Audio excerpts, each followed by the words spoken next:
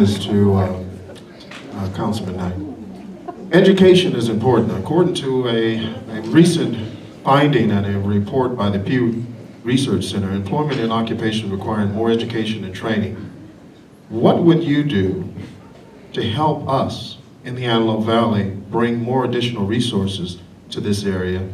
And more importantly, keeping our youth here with higher paying jobs, enhancing the community opportunities in education. What would you do to help bring more resources? Absolutely. So here's an example of saying something and actually doing something. So if you've lived here for more than about 3 months, you would know that our biggest issue is always getting better paying jobs here. We've always had good retail jobs, and we've had kind of the $8 to $15 an hour jobs. But aerospace, agriculture, and some other areas have kind of dominated here.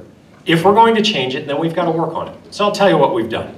When I was in the Assembly and the Senate, Microsoft came to me and they said, hey, we've got this new program. And I said, what is it? And they said, we want to put computer science into classrooms, because if we can do that, we can get young men and women involved in computer science and we can move them into college doing that. I said, that's great. What's the program called? They said, it's TEALS. Well, I was the second senator to bring TEALS to their district. We have it in 10 classrooms in this district, 5 schools. One of those classrooms is an AP class right now. Also, we've got to work with the great institutions here. Some people running for office don't believe that we have a 4-year university here. Everyone who lives in the Antelope Valley better know that we have UAV here. So this is a private institution that has actually worked from the grassroots of the community to see what the community needs and then work with the community. There is nothing better than a university like that. So I worked directly with UAV and I said, hey, can we build curriculums to help the kids get right into a job here? They said, yes. What do we need to do? So we sat down with Northrop, we sat down with Lockheed, and we were going to continue to do that to see what kind of an engineering program, when they graduate, that they can actually be hired.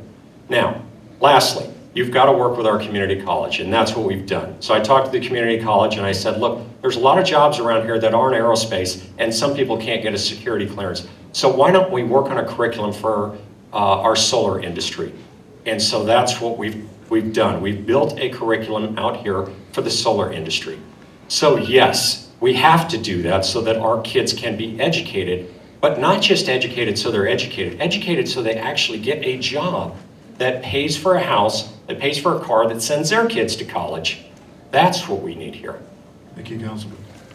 Mr. Caforio. This is an issue that is very near and dear to my heart. My parents were both public school teachers. They're here tonight. My wife Lisa and I were both products of public schools all the way up through UCLA where we met. And right now, at the federal level, Washington politicians are utterly failing to do their job and provide the resources necessary for our schools. In the last 5 years, at the federal level, they have cut education funding by 20%. Think about that. They have cut education funding by 20%. They're not funding Title I, Title II, or the IDEA program for special education. They're supposed to, under the statute, provide 40% of the funds for special education. Instead, they've been historically providing about 16%. That's outrageous. We need to invest in our children. That is our future. That is the future of our economy, and right now we're failing to do it. You know, you listen to Congressman Knight talk about what he's done. What he didn't mention is the fact that he's publicly called to abolish the Department of Education, which, if that were to happen, would risk cutting up to $15 billion away from California and risk getting rid of 10,000 Pell Grants going to students in the 25th District today. Right now, we need to make absolutely certain that we are giving the resources necessary at the federal level and the control to the local level so that they can implement the policies and procedures that work best at the local level with the support from the federal level as necessary. Thank you.